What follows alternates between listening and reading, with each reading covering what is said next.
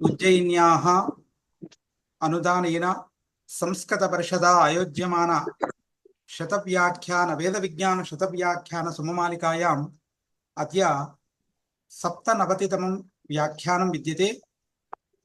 व्याख्यानविषयः वर्तते अष्टाङ्गयोगः। अष्टाङ्गयोगः इत्यंशमुररीकृत्य अस्मान् उद्बोधयितुम् आभासीयपटले समुपस्थिताः वर्तन्ते डॉक्टर सुमेधा महोदयाः। ताभ्यः संस्कृतपरिषत् पक्षतः सभापक्षतश्च हार्दं स्वागतं व्याहरामि। महोदय भवतीभ्यः स्वागतम्। एवं अत्र समुपस्थितेभ्यः संस्कृतविद्वद्भ्यः संस्कृतपण्डितेभ्यः अनुरागिभ्यश्च स्वागतं व्याहरामि।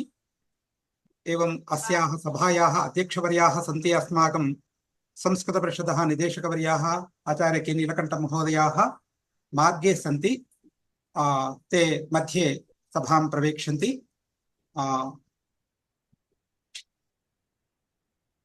सुमेधा महोदयाम् उद्दिश्य द्वित्राणि वाक्यानि अहं वक्तुमिहे। सुमेधा महोदया गुरुकुलक्लिष्टा एवं गुरुकुलपरम्परायाम् अधीत विद्या एषा महाभागा। व्याकरणशास्त्रम् एवं वैदिकसाहित्यमपि अधीतवती एषा महाभागा। इदानीम्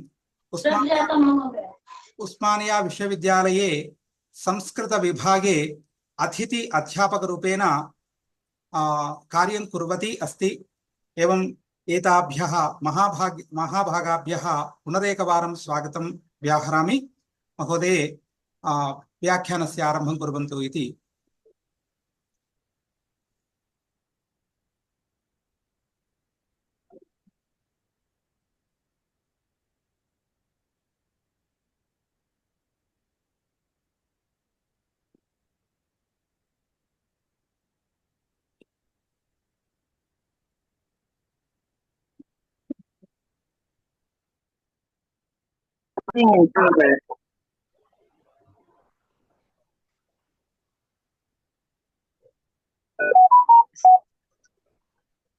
अधुना आगतं महोदय। मध्ये गतम्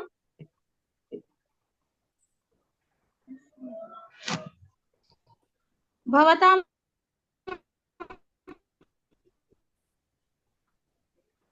अन्म्यूट् भवान् करोतु। ओके ओके न श्रूयते खलु? इदानीं श्रूयते भवत्याः वचनम्। ओके, आरम्भं कुर्वन्तु।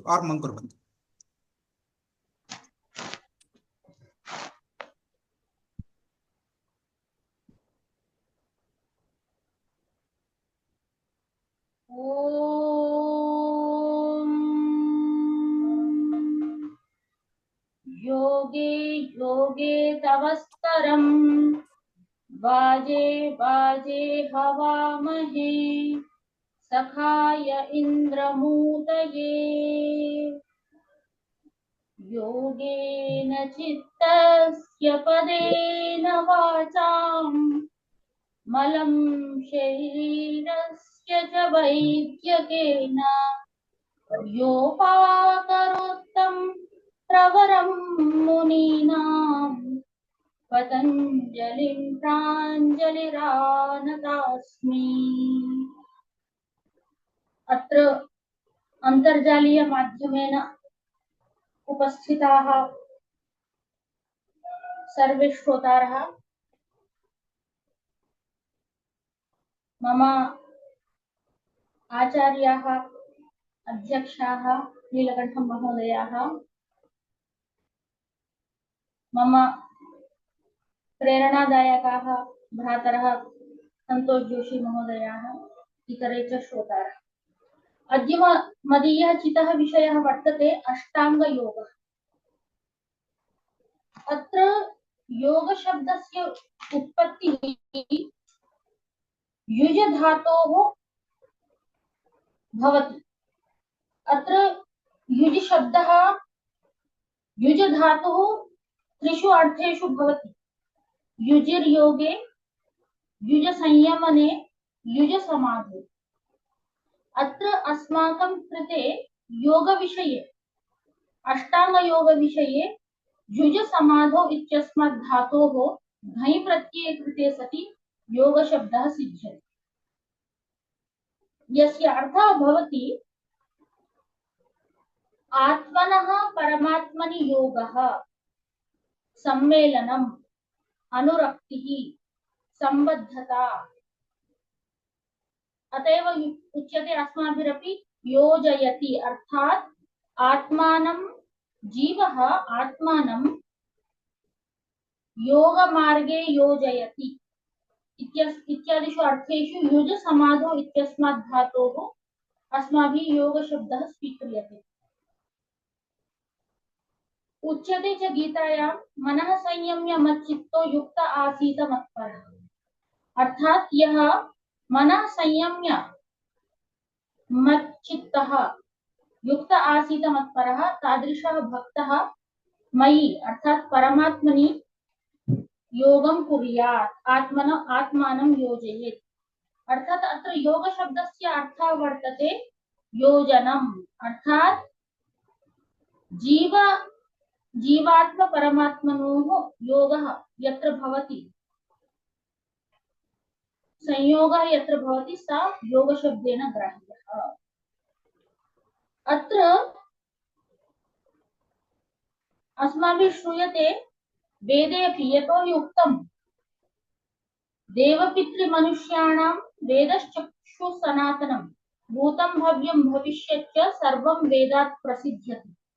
अतएव वेदेपि उक्तं वर्तते युञ्जते मन उत युञ्जते धियो विप्रा विप्रस्य बृहतो विपश्चितः विहोत्रा दधे वयुना विदेक इन्महि देवस्य सवितुः परिष्कृतिः। युञ्जानं प्रथमं मनस्तत्त्वाय सविता धियम् अग्निर्ज्योतिर्निचायः पृथिव्या अद्य अभरत् इत्यादीनां प्रमाणानां यदा वयं समीक्षणं कुर्मः तदा अस्माभिः दृश्यते यत् योगस्य तत्त्वानि वेदे अपि सन्निहितानि सन्ति। यतो हि वेदादेव सर्वं प्रसिद्ध्यति, अस्माकं सर्वमपि वैदिकं भारतीयं च वाङ्मयम्। अत्र योगदर्शनं महर्षि पतञ्जलिना विरचितं वर्तते। अस्य योगदर्शनस्य भाष्यमपि वर्तते। तच्च भाष्यं व्यासकृत भाष्यम् उपलभ्यते। महर्षि कृष्णद्वैपायन व्यासेन तद्विरचितं। तत्र योगदर्शने पादचतुष्टयं वर्तते। प्रथमः पादः वर्तते समाधिपादः, द्वितीयः साधनपादः, तृतीयः विभूतिपादः, चतुर्थश्च कैवल्यपादः। अत्र अस्मिन् दर्शने सर्वाणि अपि सूत्राणि मिलित्वा शतोत्तर 95 सूत्राणि सन्ति। दर्शनेषु लघुतमं दर्शनं परं क्रियात्मकं च इदं दर्शनं वर्तते।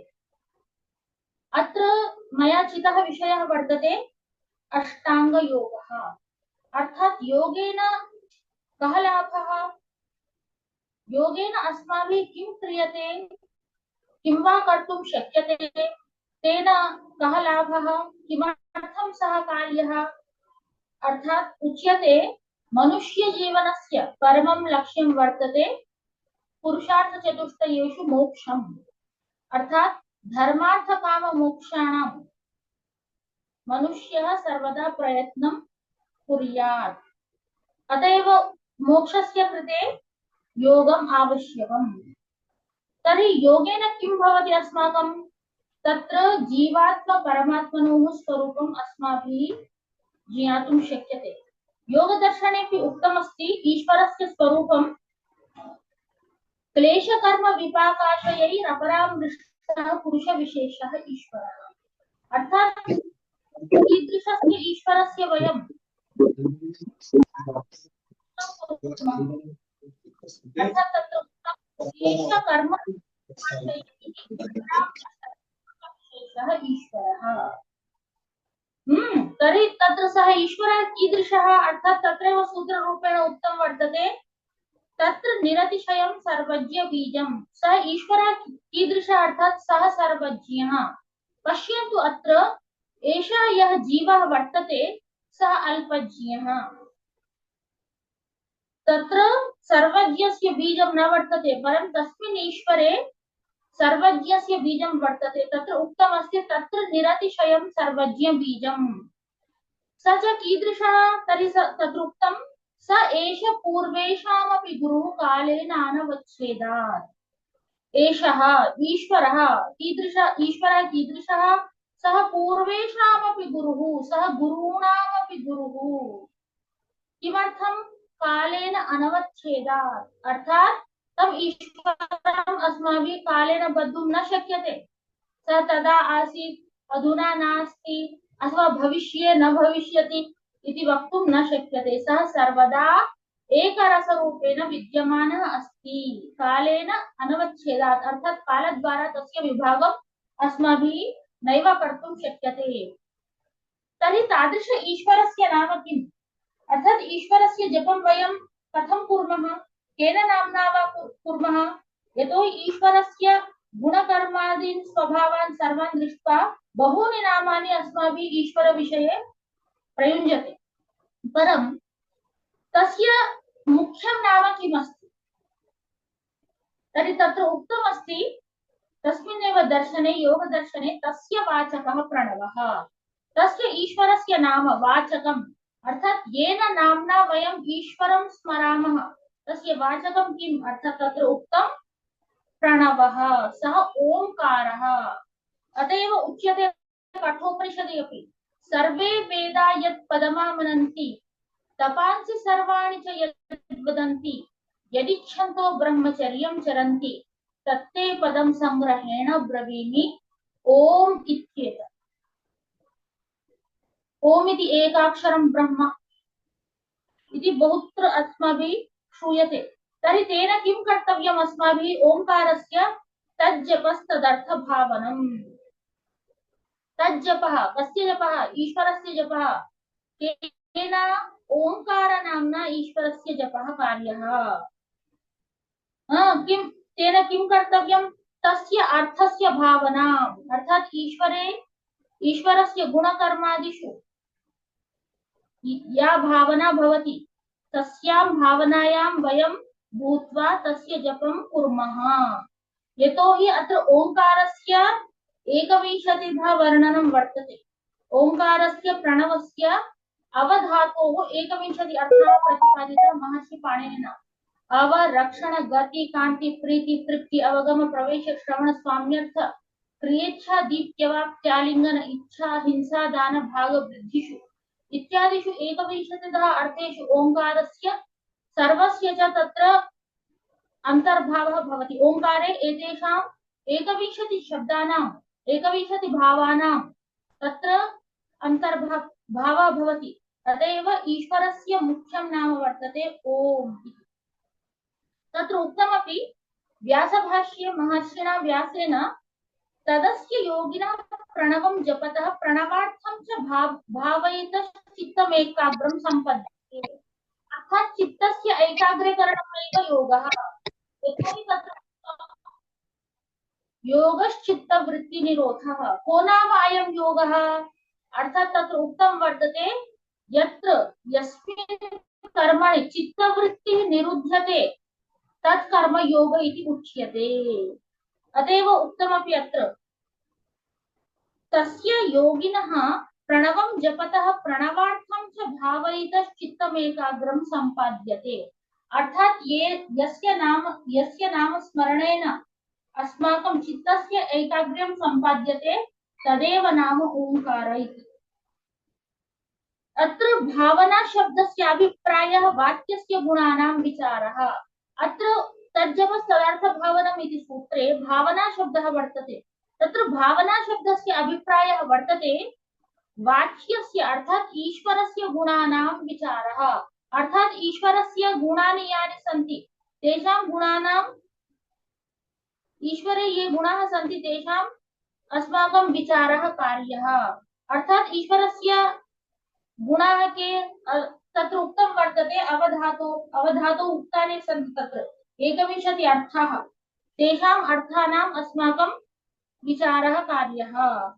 उक्तं च मुण्डकोपनिषदि प्रणवो धनुः शरोष्यात्मा ब्रह्म तल्लक्ष्यमुच्यते। अप्रमत्तेन वेद्धव्यं शरवत् तन्मयो भवेत्।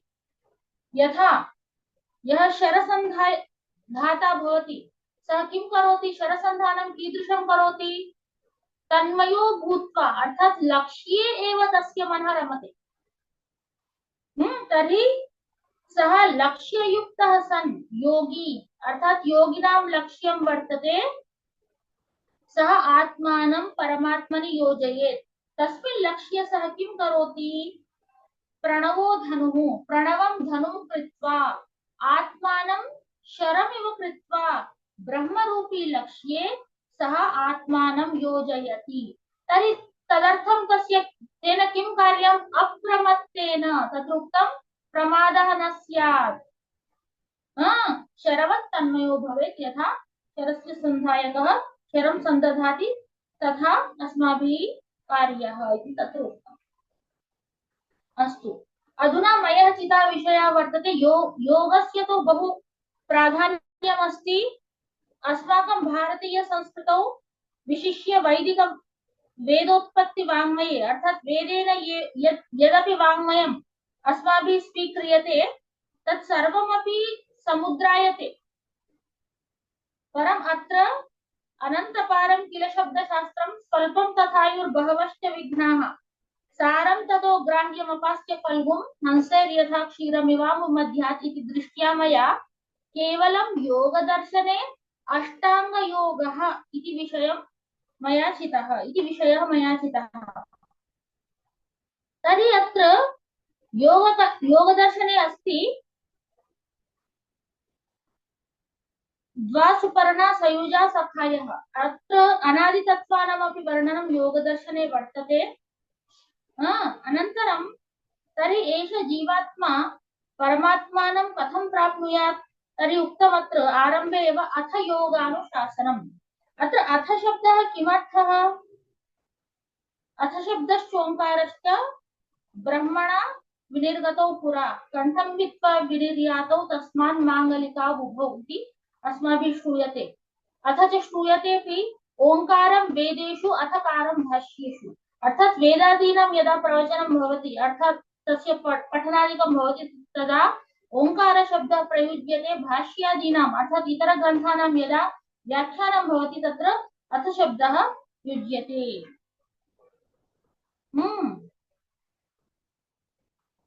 अत्र उक्तमपि महर्षिणा वेदव्यासेन योगः समाधिः स च सार्वभौमिकश्चित्तस्य धर्मः।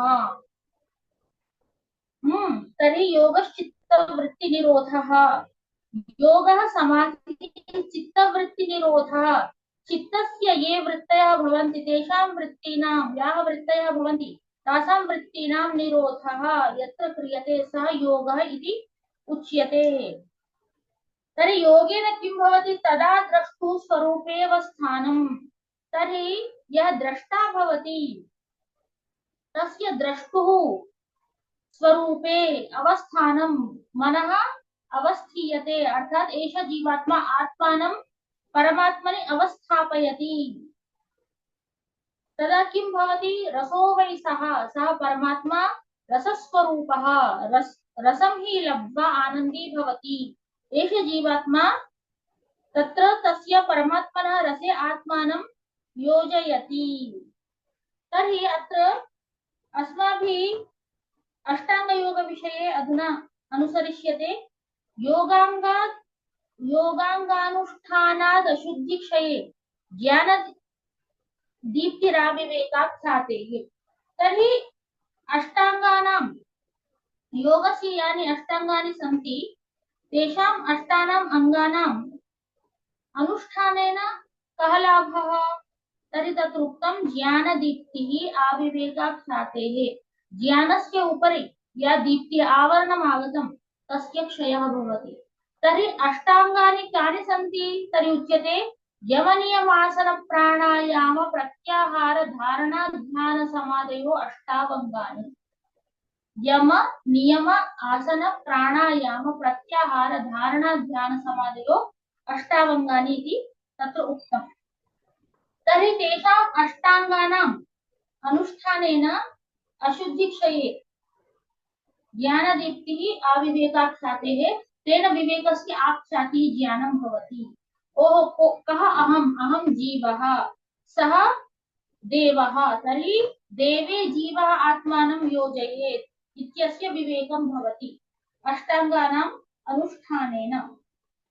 तर्हि अत्र अष्टाङ्गानाम् उक्तं वर्तते यम नियम आसन। तत्र यमाः अपि पञ्च सन्ति।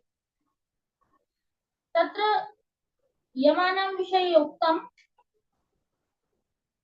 अहिंसा सत्य अस्तेय ब्रह्मचर्य परिग्रहाः यमाः। अहिंसा सत्य अस्तेय ब्रह्मचर्य परिग्रहाः एते पञ्च यमाः उच्यन्ते। अत्र यम विषये उक्तम् अहिंसा। तर्हि अहिंसया किं भवति? अहिंसा प्रतिष्ठायां तत्सन्निधौ वैरत्यागः। अर्थात् यदा जीवः आत्मानम् अहिंसायां प्रतिष्ठापयति। अत्र अहिंसा शब्दस्य अर्थः शत्रोः अग्रे आत्मानं न स्थापयेत्, अपि तु अत्र अहिंसा शब्द विषये उक्तम् तत्सन्निधौ वैरत्यागः। अर्थात् द्वेषभावनायाः त्यागः यत्र क्रियते सा एव अहिंसा इति पदेन उच्यते। अहिंसा सत्यविषये अत्र उक्तं सत्यप्रतिष्ठायां क्रियाफलाश्रयत्वम्। अर्थात् यदा जीवः आत्मनि सत्यनिष्ठां स्थापयति प्रापयति तदा किं भवति? क्रियाफलाश्रयत्वम्। अर्थात् यं कमपि क्रियां यां कामपि क्रियां सः करोति तस्यां क्रियायां तस्य सदा साफल्यं भवति। अनन्तरम् उक्तम् अस्तेय। अस्तेय प्रतिष्ठायां सर्वरत्नोपस्थानम्। यदा मनुष्यः अस्तेयः अर्थात् चौर्य निग्रहं करोति चुरस्तेये अर्थात् स्तेयं कर्मं न आचरति तदा किं भवति? सर्वरत्नोपस्थानम् अर्थात् बहुविध ऐश्वर्यस्य प्राप्तिः भवति। अन्यच्च उक्तं ब्रह्मचर्यम्। ब्रह्मचर्य प्रतिष्ठायां वीर्यलाभः। ब्रह्मचर्ये आत्मनि यदा जीवः प्रतिष्ठापयति तर्हि किं भवति? वीर्यस्य लाभः अर्थात् शरीरे या दीप्ति या शक्ति या यश्च तेजः भवति तस्य लाभः भवति। उक्तं हि अथर्वणे वेदे ब्रह्मचर्येण देवा मृत्युमपाघ्नत इन्द्रोः ब्रह्मचर्येण हविरिन्द्रे वयो दधुः। अर्थात ब्रह्मचर्येण देवाः मृत्युमपाघ्नत। अर्थात यदा ब्रह्मचारी भवति मनुष्यः आत्मनि ब्रह्मणि आत्मानं ब्रह्मणि चारयति ब्रह्मणि चरति इति ब्रह्मचारी।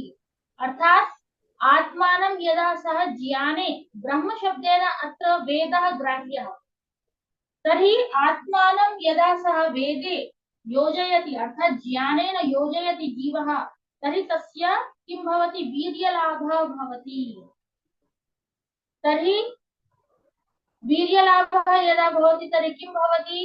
विद्यायां तेजः भवति। अतएव उक्तं तेजस्विनावधीतमस्तु। तदेव यदा शिष्यः अधीते किमपि तस्मिन् तेजस्विता आगच्छति यदा शिष्यः ब्रह्मचर्ययुक्तः भवति। अतएव उक्तमपि महाभारते सत्ये रतानां सततं दान्तानाम् ऊर्ध्वरेतसाम् ब्रह्मचर्यं दहेद्राजन् सर्वपापान्युपासितम्। अर्थात महाभारते उक्तं वर्तते शांति पर्वणि सत्ये रतानां सततं ये जनाः सततं निरन्तरं सन्ततं सत्ये रताः भवन्ति दान्तानाम् अर्थात आत्मानं दमयन्ति सत्ये रतानां सततं दान्तानाम् ऊर्ध्वरेतसाम् अर्थात ये ब्रह्मचर्य व्रतं पालयन्ति ते किं भवन्ति? ब्रह्मचर्यं दहेद्राजन् तादृशानां जनानां ब्रह्मचर्यं दहति। किं दहति? सर्वपापान्युपासितम्। उप अर्थात् समीपे आसितं यत् किमपि पापम् अर्थात् अनिष्टकारी कर्म यत् सर्वं भवति तत् सर्वं एषः ब्रह्मचारी दाहयितुं शक्नोति यदा सः ब्रह्मचर्ये आत्मनि प्रतिष्ठापयति। अनन्तरम् आगच्छति यमेषु अपरिग्रहः। अपरिग्रह स्थैर्य जन्म कथनता संबोधः। अपरिग्रह अर्थात वितृष्णारहितत्वम् अर्थात परस्य वस्तोः ग्रहणं यदा वयं न कुर्मः, ओ इदमपि मत्कृते भवेत्, इदमपि मत्कृते भवेत्, अर्थात परिग्रहं यदा मनुष्यः त्यजति तर्हि किं भवति, जन्म कथन्ता संबोधः, अर्थात बहुविध जन्मनि अस्माभिः किं किं कृतम्, अर्थात जन्मांतर विषयाः अस्माभिः बोद्धुं शक्यन्ते। अतएव यमस्य विषये वक्तुं शक्यते एते किं भवन्ति, सार्वभौमिकव्रताः भवन्ति। यमाः सार्वभौमिकव्रताः उच्यन्ते, अर्थात देशान्तरेऽपि भूत्वा सर्वैः यमानां पालनं कर्तव्यम्। अनन्तरं भवति नियमाः, शौचात् स्वाङ्गजुगुप्सा, अर्थात अत्र नियमेषु भवति शौच सन्तोष तपः स्वाध्याय ईश्वर प्रणिधानानि नियमाः, अर्थात अत्र नियमाः सन्ति शौचः, शौचः अर्थात शुद्धि, बाह्य शुद्धि, मानसिक शुद्धि अत्र भवति शौचः। अत्र उक्तं शौचेन किं भवति, अर्थात शुद्ध्या कः लाभः, तर्हि उक्तं शौचात् स्वाङ्गजुगुप्सा, अर्थात शौचेन किं भवति, अंगेषु यत्किमपि मालिन्यं भवति, मालिन्य विषये जुगुप्सा भवति, मलादिषु अर्थात अशुद्धिषु जुगुप्सा भवति, अपवित्र स्थलेषु जुगुप्सा भवति, परैः असंसर्गः, इतरेषामपि अधिकं संसर्गं वयं न कुर्मः। अतएव उक्तं यतोहि अविद्या विषये उक्तम् अनित्या शुचि दुःखानात्मसु नित्य शुचि सुखात्मा ख्यातिरविद्या, अर्थात यत्र शौचः न भवति, अर्थात शुद्धि न भवति, तर्हि किं भवति, तत्र अविद्या भवति, अविद्यायाः कारणादेव मनुष्येषु अशुद्धिरागच्छति। तत्र उक्तं किम्, अनित्य वस्तुषु नित्यत्व भावना, अशुचिषु शुचि भावना, अनात्मनि आत्म भावना। यथा अनित्य विषये अर्थात वयं सर्वदा अत्रैव भवामः, अस्मिन्नेव संसारे भवामः, सहस्रवर्षपर्यन्तं जीवामः इति बहवः चिन्तयन्ति, परं तथा न भवति। अहन्यानि भूतानि गच्छन्ति इह यमालयं, शेषाः स्थावरमिच्छन्ति किमाश्चर्यमतः परम्। अतएव अनित्येषु वस्तुषु नित्यत्व भावना, अशुचिषु शुचित्व भावना, अर्थात मदीयं शरीरं मदीयं वपुः, ओ अत्र एवं मेकअप कुर्मः, एवं सज्जां कुर्मः, इमां शाटिकां धारयामः, एवं सर्वम् अनित्य वस्तुषु नित्यत्व भावना, अशुचिषु शुचि भावना, अनात्मनि आत्म भावना। अतएव उक्तम् अशुचि विषये उक्तम् स्थानात् बीजादुपष्टम्बात् निस्यन्दनात् निधनादपि कायमाधेय शोचत्वात् पंडिताः अशुचिं विदुः। ये पंडिताः भवन्ति, ये ज्ञानिनः भवन्ति, ते शरीरम् अशुचिम् इति भावयित्वा शरीरे तेषाम् आसक्तिः न भवति, शरीरं ते साधनरूपेण एव उपयोगं कुर्वन्ति शरीरस्य। अनात्मसु आत्मभावना, जडपदार्थादिषु चैतन्य भावनां कृत्वा वयं बहूनि कार्याणि कुर्मः, तथा न भवेत्। तर्हि तत्र उक्तम् एते सर्वे अविद्यायाः लक्षणानि भवन्ति। इमानि सर्वाणि शौचात् स्वाङ्गजुगुप्सा परैः असंसर्गः। अनन्तरं वर्तते सन्तोषादनुत्तमः सुखलाभः। सन्तोषेण किं भवति, अनुत्तमः सुखलाभः, अर्थात संतोषात् उत्तमः सुखलाभः किमपि नास्ति, सन्तोषं व्यतिरिच्य। अतएव उच्यते सर्पा पिबन्ति पवनं न च दुर्बलास्ते, शुष्कैस्तृणैः बलिनो वनगजा भवन्ति, कंदैः फलैश्च मुनिजनाः गमयन्ति कालं, संतोष एव पुरुषस्य परमं निधानम्। अन्यच्च भर्तृहरिणा उक्तम् वयमिह परितुष्टाः बल्कलैस्त्वं च लक्ष्म्या, समयः परितोषो निर्विशेषो विशेषः, स तु भवति दरिद्रो यस्य तृष्णा विशाला, मनसि च परितुष्टे कोऽर्थवान् को दरिद्रः।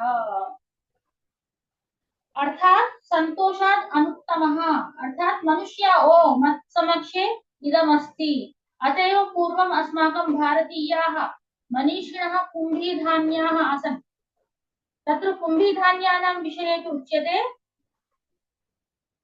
अस्मिन् आर्यावर्ते ये ब्राह्मणाः कुम्भीधान्याः अलोलुपाः अगृह्यमाणकारणाः किञ्चिदन्तरेण कस्याश्चित् विद्यायां पारङ्गताः तत्र भवन्तः शिष्टाः इति महाभाष्ये पतञ्जलिना भारतीयानां मनीषिणां विषये उक्तम् अर्थात् ते शिष्टाः आसन् ते कीदृशाः आसन् कुम्भीधान्याः आसन् अर्थात् तेषां मनसि महान् सन्तोषः आसीत् अर्थात् सन्तुष्ट्या एव मनुष्यः अग्रे गन्तुं शक्नोति सन्तोष एव पुरुषस्य परमं निधानम् इति उच्यते अन्यद् वर्तते तपः तपः तु अस्माभिः कार्य एव किमर्थं कायेन्द्रिय सिद्धिरशुद्धिक्षयात् तपसः कायः अर्थात् शरीरम् इन्द्रियस्य सिद्धिः अशुद्धि तत्र अशुद्धि क्षयस्य कृते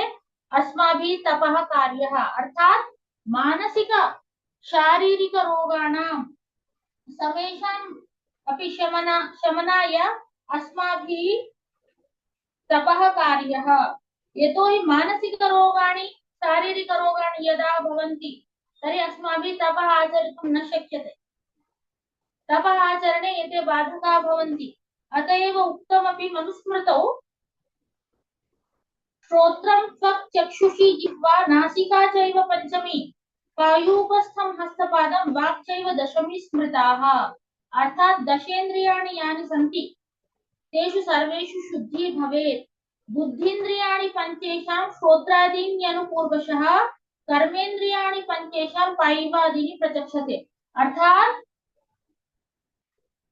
कर्मेन्द्रियाणां ज्ञानेन्द्रियाणां च यदा शुद्धि भवति तदा एव अस्माभिः तपः आचरितुं शक्यते तर्हि तपः कथं वा कुर्यामः कथं वा आचर्यते तर्हि उक्तम् एकादशं मनोज्ञेयं स्वगुणेनोभयात्मकं यस्मिन् जिते जितावेतौ भवतः पञ्चकौ गणौ उच्यते हि जितं जगत्केन मनो हि येन इति उच्यते अर्थात् मनसः निग्रहं यदा भवति तदेव अस्माभिः तपः आचरितुं शक्यते अतएव काय इन्द्रिय सिद्धि अर्थात शरीरस्य इन्द्रियाणां यदा सिद्धि अर्थात साधना भवति तदेव अशुद्धि क्षयात् अशुद्धि क्षीयते तेनैव तपः अस्माभिः कर्तुं शक्यते अनन्तरम् आगच्छति स्वाध्यायः स्वाध्यायात् इष्टदेवता संप्रयोगः अर्थात यं कमपि विषयम् अधिकृत्य वयं ज्ञातुं शक्नुमः तं विषयम् अधिकृत्य यदा अस्माभिः स्वाध्यायः क्रियते तर्हि देवता अर्थात प्रतिपाद्य विषयस्य दर्शनं भवति अर्थात उक्तमपि स्वाध्यायात् योगमासीत व्यासभाष्ये उक्तं वर्तते स्वाध्यायस्य कृते स्वाध्यायात् योगमासीत योगात् स्वाध्यायमामने स्वाध्याय योग संपत्त्या परमात्मा प्रकाशते अर्थात स्वाध्यायात् योगः संपद्यते योगात् स्वाध्यायः योगी स्वाध्यायं सदा कुर्यात् स्वाध्याय योग संपत्त्या स्वाध्याय योगस्य च यदा संपत्तिः अर्थात सम्मेलनं भवति तर्हि परमात्मा प्रकाशते आत्मनि परमात्मनः प्रकाशः जायते तादृशः स्वाध्यायस्य महात्म्यम् अस्माकं शास्त्रेषु उक्तम् अन्यदस्ति समाधिः ईश्वर प्रणिधानात् समाधि सिद्धिः समाधेः साधना कदा भवति यदा ईश्वर प्रणिधानं भवति अर्थात जीवात्मा आत्मानं ईश्वराय त्यजति उच्यते हिंदी भाषा में भी अब सौंप दिया इस जीवन का सब भार तुम्हारे हाथों में इस पार तुम्हारे हाथों में उस पार तुम्हारे हाथों में अर्थात यत् सर्वम् अपि अस्माभिः कृतं गृहीतं स्वीकृतं तत् सर्वमपि तव चरणेषु समर्प्यते यदा समाधि सिद्ध्यति तस्य कृते ईश्वर प्रणिधानादेव समाधि सिद्धि भवति। अतएव उच्यते यमानां नियमानां च पालनं मनुष्यः सर्वदा कुर्यात्। उक्तं हि यमान् सेवेत सततं न नियमान् केवलान् बुधः यमान् पतत्य कुर्वाणो नियमान् केवलान् भजन्। उक्तं हि मनुस्मृतौ यमान् सेवेत सततम्। अर्थात मनुष्य यतो हि यमाः सार्वभौमिक धर्माः सन्ति। अर्थात यमान् सेवेत सततं सततं यमानां तु सेवनं कार्यम्। किं न नियमान् केवलान् बुधः यः बुद्धिमान् भवति सः केवलान् नियमान् एव न अनुसरेत् अपितु यम नियमयोः अनुसरणं यदा भवति तदेव योगस्य सिद्धिः भवति। यतो हि यमान् पतत्य कुर्वाणो यदा यमानां पालनं न करोति तदा मनुष्यः किं भवति पतति अर्थात पतितो भवति। नियमान् केवलान् भजन् यह केवलं नियमान् एव करोति अर्थात बाह्य शुद्धि आंतरिक शुद्धि भजनम् अनेन क्रियया किमपि न भवति अपितु यमस्यापि सेवनं कुर्यात् अर्थात अहिंसा सत्य अस्तेय ब्रह्मचर्य अपरिग्रहाणामपि सेवनं यदा मनुष्यः करोति तदेव तस्य लाभाः भवन्ति योग विषये इति उक्तं तत्र। अन्यच्च आसनम् अत्र यम नियम विषये अस्माभिः उक्तं यमाः पञ्च सन्ति नियमाश्च पञ्च। अनन्तरं वर्तते अष्टांग योगे तृतीयं वर्तते आसनं स्थिर सुखम आसनं यस्मिन् आसने मनुष्यः स्थिरतया सुखेन दीर्घकालिकं स्थातुं शक्नोति स्थित्वा ध्यानादिकं कर्तुं शक्नोति तद् आसनमिति उच्यते स्थिर सुखम आसनमिति। अनन्तरं वर्तते प्राणायामः। अद्यत्वे प्राणायामस्य बहु चर्चा वर्तते बहवः कुर्वन्ति अपि। अस्माकं सन्ध्योपासना विधौ अपि प्राणायाम मन्त्राः भवन्ति ओम भूः ओम भुवः ओम स्वः ओम महः इति। तर्हि प्राणायाम विषये उक्तं तस्मिन् सति श्वास प्रश्वासयोर् गतिविच्छेदः प्राणायामः अर्थात यदा वयं केवलं श्वास प्रश्वासं स्वीकुर्मः तत्तु श्वास प्रश्वास गतिः परं तस्य विच्छेदः यदा भवति अर्थात तस्य अवरोधः शीघ्रगामित्वम् इदं सर्वं यदा भवति तर्हि तत्र प्राणायामः इति उच्यते।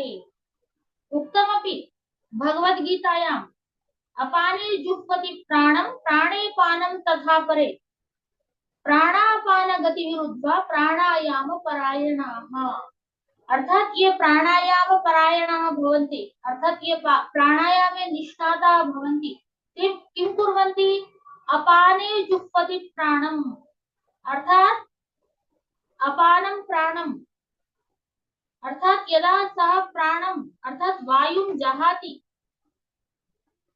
नासिकया मुखाद्वा तर्हि किं करोति आत्मनि अन्तः प्राणं रोधयति बहिः निस्सारयति पुनश्च अन्तः गृहीत्वा पुनश्च अन्तः रोधयति एवं कृत्वा सः किं करोति प्राणायामे परायणो भवति।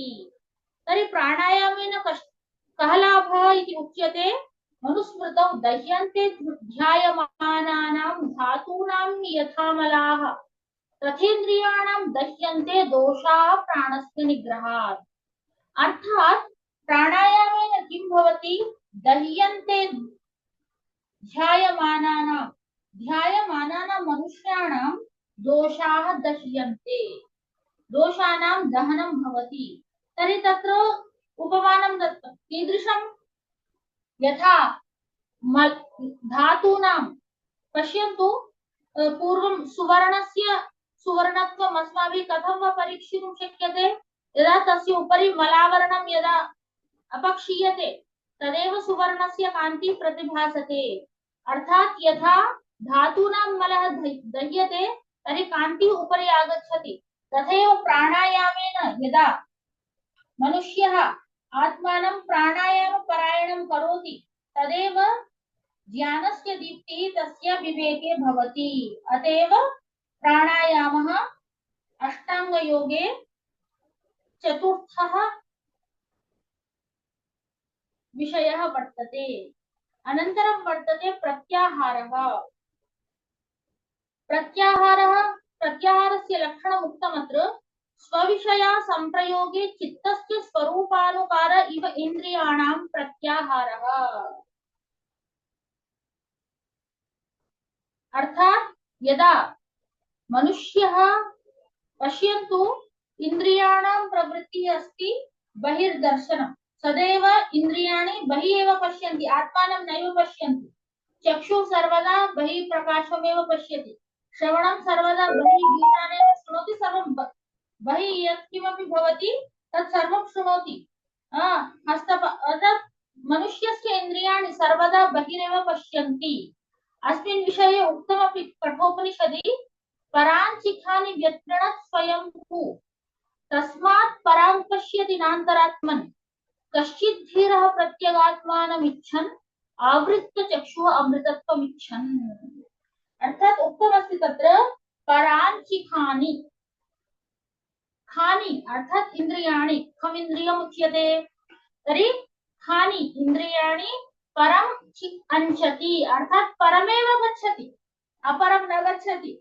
अर्थात इंद्रियाणि पराण्याहुः इति उक्तम्। इंद्रियाणि ये भवन्ति ते पर अर्थात परविषये एव प्रवृत्तानि भवन्ति।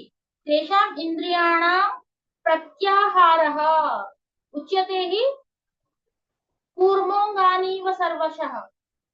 अर्थात यथा कूर्मः भवति यदा आपदां पश्यति सः किं करोति, आत्मानं स्वीयशयकाया भवति तस्मिन् आत्मानं गोपयति। तर्हि आत्मानं गोपयति, तर्हि तादृश एव अस्माभिः प्रत्याहारः कार्यः अर्थात इन्द्रियाणां निग्रहः। अर्थात आत्मनि इन्द्रियार्थेभ्यः तस्य प्रज्ञा प्रतिष्ठिता अर्थात यमपि इन्द्रियं तस्मिन्नेव विषये स्थापयति तर्हि तस्य मनुष्यस्य प्रज्ञा प्रतिष्ठिता भवति इति अपि उक्तम्। अनन्तरम् अस्ति धारणा। धारणा शब्दस्य विषये उक्तं धारणा अर्थात यस्मिन् ध्रियते अर्थात यस्मिन् स्थितौ यस्यां स्थितौ मनुष्यः धारितो भवति। कुत्र धारणोऽसु च योग्यता मनसः, धारणया किं भवति, मनसः योग्यतायां वृद्धिः भवति। तर्हि धारणा कः, देशबन्धश्चित्तस्य धारणा अर्थात चित्तम् एकस्मिन्नेव विषये बद्ध्वा, एकस्मिन्नेव विषये अर्थात परमात्मा विषये वा अथवा अन्य विषयेषु वा एकस्मिन्नेव आत्मानं योजयति यदा मनुष्यः सा धारणा इति उच्यते। अनन्तरं वर्तते ध्यानं।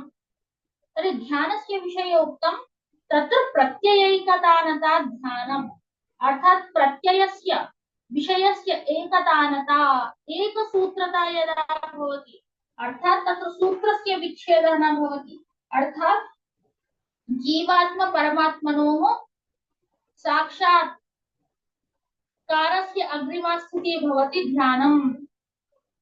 अनन्तरम् उक्तं समाधि तदेवार्थमात्र निर्भासं स्वरूपशून्यमिव समाधिः अर्थात तदेव अर्थात तदेव ब्रह्म, यह ब्रह्म वर्तते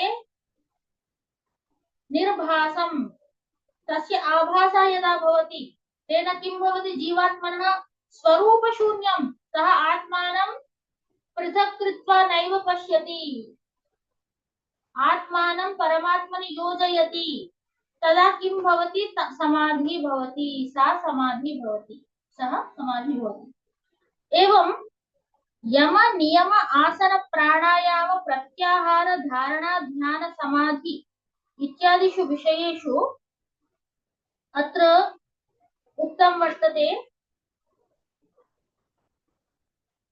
तेन किं भवति, ध्यानहेयास्तद्वृत्तयः अर्थात बाह्य ये वृत्तयः भवन्ति बाह्याः ते हेयाः अर्थात् त्याज्याः। किमर्थं त्याज्याः? ईश्वरविषयम् एव ज्ञातुम् अस्माभिः जन्म लब्धम्। यतो हि एषः जीवः सः देवः। एषः जीवः देवं प्राप्तुमेव जन्म लब्धवान्। अत एव उक्तं सा काष्ठा सा परागतिः। अर्थात् ब्रह्म एव मनुष्यजन्मस्य परमं लक्ष्यम् उच्यते। इममेव लक्ष्यं प्रतिपादयितुम् अस्माभिः अष्टाङ्गयोगेषु उक्तं वर्तते, येन आत्मानं परमात्मनि योजयित्वा धन्यो भवति। यतो हि मोक्षप्राप्तिरेव मनुष्यजन्म विषये परमं लक्ष्यम् इति शास्त्रेषु बहुधा उक्तम्। इति उक्त्वा अहम् अष्टाङ्गयोगपरिचयविषयम् अत्रैव समाप्य विरमामि। ओम्।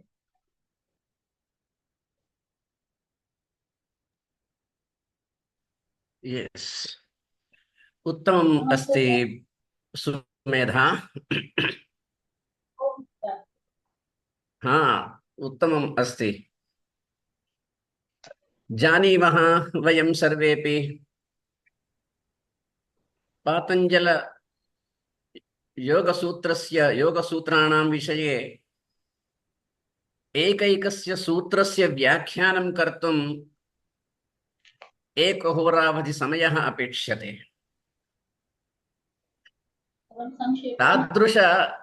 तादृश सूत्राणां कृते तत्रापि अष्टाङ्गयोगस्य विषये अष्टाङ्गयोगस्य सारं वक्तुम् अस्माभिः केवलम् एकहोरावधि समयः दत्तः वर्तते।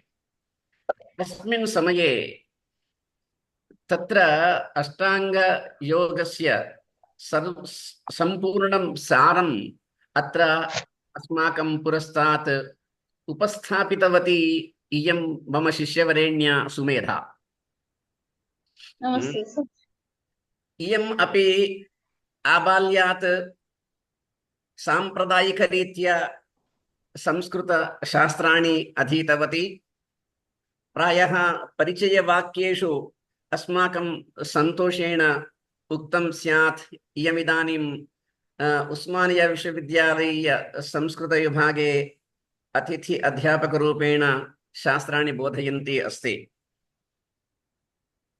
वयं जानीमः केवलं श्रवणमात्रेणैव अष्टाङ्गयोगस्य फलं वयं न प्राप्नुमः। तत्र यमनियमासन प्राणायाम प्रत्याहार धारणा ध्यान समाध्यष्टाङ्गयोगानाम् आचरणेन किं भवति इत्युक्ते नरः शारीरिकीं मानसिकीं आध्यात्मिकीं च दृढत्वं प्राप्तुं शक्नोति। अतः इदानीन्तनकाले योगा इत्युक्ते केवलं कुत्रापि प्राङ्गणं गत्वा आसनानि यदि कुर्मः तदेव पतञ्जलि योगा इति चिन्तयन्ति जनाः आधुनिके काले। भवतु नाम तेन नाम्ना अपि पतञ्जलिः महामुनिः भारते विश्वे सर्वत्रापि प्रसिद्धः अभवत्। तदर्थं वयं सन्तोषं प्राप्नुमः। किन्तु केवलम् आसनानां तत्र यम नियम प्राणायाम यम नियम प्रत्याहार धारण ध्यान समाधि एतानि सर्वाणि विहाय केवलम् आसनम् एवञ्च प्राणायामम्। आसनम् एव प्राणायाममपि अत्यल्पमेव कुर्वन्ति जनाः, अत्यल्पम् एव जानन्ति जनाः। केवलम् आसनानां विनियोगेन शरीरस्य दृढत्वं प्राप्तुं परिश्रमं कुर्वन्ति कदाचित्। किन्तु तत्र आदौ एव पतञ्जलि योगशास्त्रे अभ्यासवैराग्याभ्यां तन्निरोधः इत्युक्तवान्। अभ्यासवैराग्याभ्यां तन्निरोधः इति उच्यते इति उक्तवान् भगवान् पतञ्जलिः। को नाम अभ्यासः इत्युक्ते पुनः तत्र सुस्पष्टतया उक्तवान्। निरन्तरं निरन्तरम् अध्ययनं निरन्तरं परिश्रमं कर्तव्यम् इति वदति। स्मरति वा सुमेधा? सूत्रं स्मरति? अभ्यास तत्र स्थितौ यत्नोऽभ्यासः।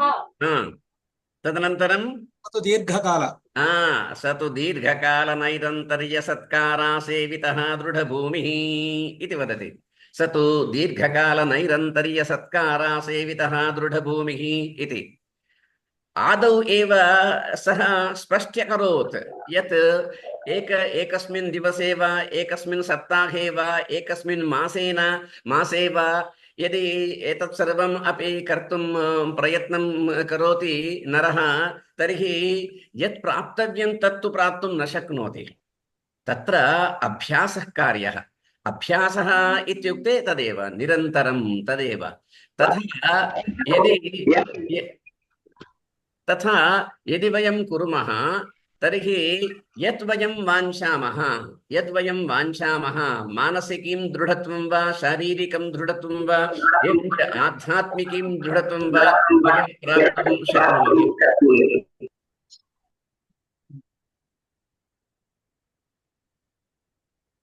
तदनन्तरं वैराग्यम्। एवं प्रथमं तावत् यदि तेन उच्यते किल, समाधिः यदि प्राप्तुम् इच्छति तर्हि प्रथमं तावत् अभ्यासवैराग्याभ्यां तन्निरोधः इति वदति। एवं प्रकारेण यदि एकस्य सूत्रस्य स च दीर्घकालनैरन्तर्यसत्कारासेवितः, दीर्घकालं यावत् अस्माभिः कर्तव्यं, निरन्तरं कर्तव्यम्, एवञ्च दीर्घकालनैरन्तर्यसत्कारासेवितः। यत् भवान् करोति तस्मिन् विषये अत्यन्तं सत्कारः आवश्यकः।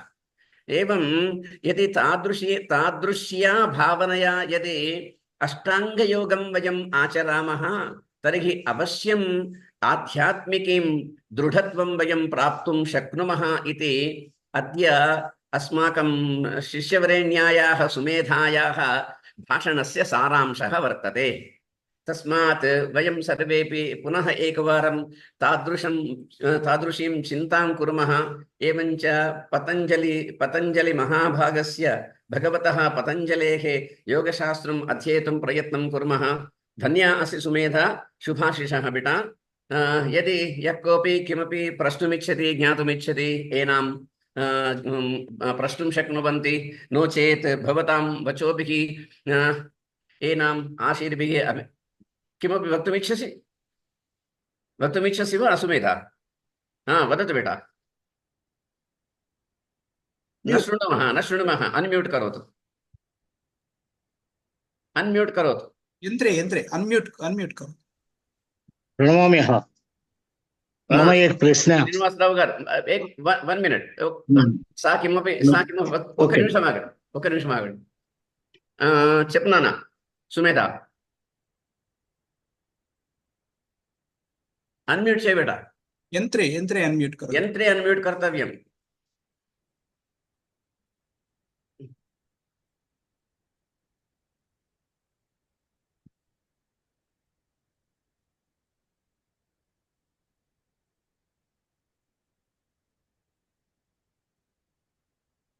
संतोष भवतां सकाशे वर्तते वा? मोबाइल मध्ये अथवा कंप्यूटर मध्ये अनम्यूट करोतु स्मेधा।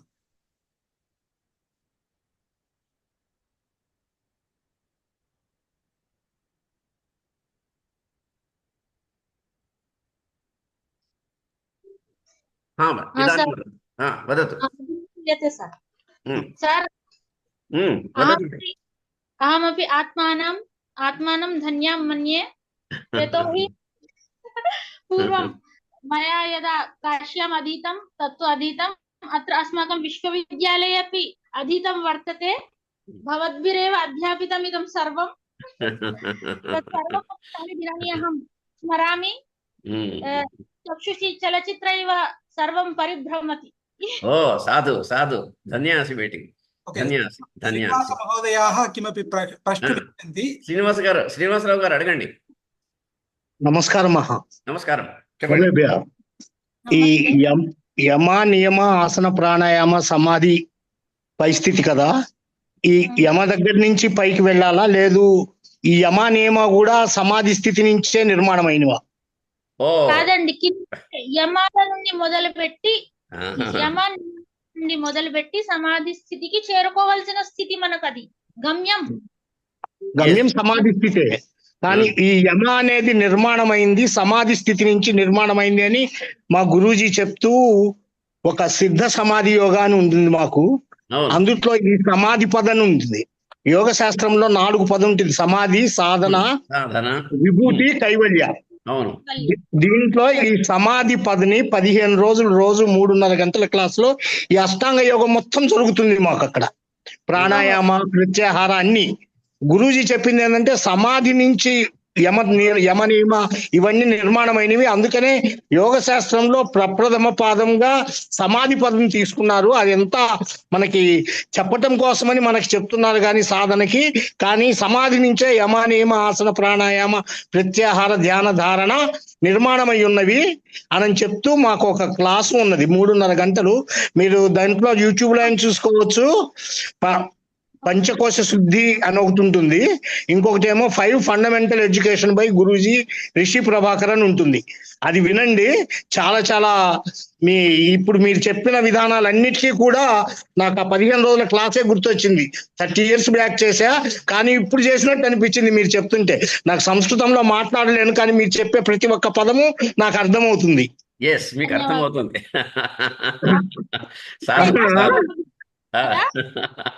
అయితే సమాధి గురించి ఇవన్నీ గనుక సమాధి పాదాన్ని మొదలు పెట్టారు. ఓకే, అయితే సమాధికి సాధనాలు ఏవి అని 2వ పాదంలో చెప్పారు.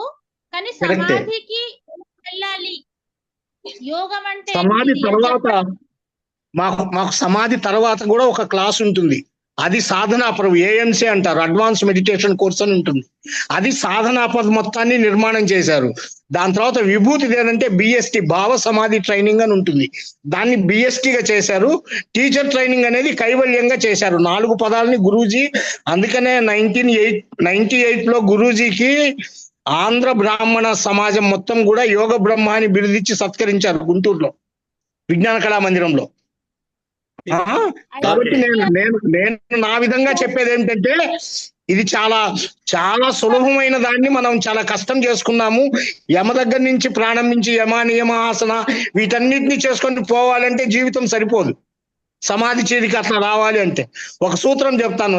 వేమన చెప్పింది: ఆసనముల యోగము అధమ యోగము, మానసిక యోగంబు మధ్యమంబు, ఊరకుండున్నది ఉత్తమ యోగంబు, విశ్వదాభిరామ వినురవేమ. ఉత్తమంగా ఉన్నటువంటి ఏంటి? మనసును సైలెన్స్ చేయటం. మౌనం అనేది భాష మౌనం అవుతుంది, కానీ మనస్సు మౌనం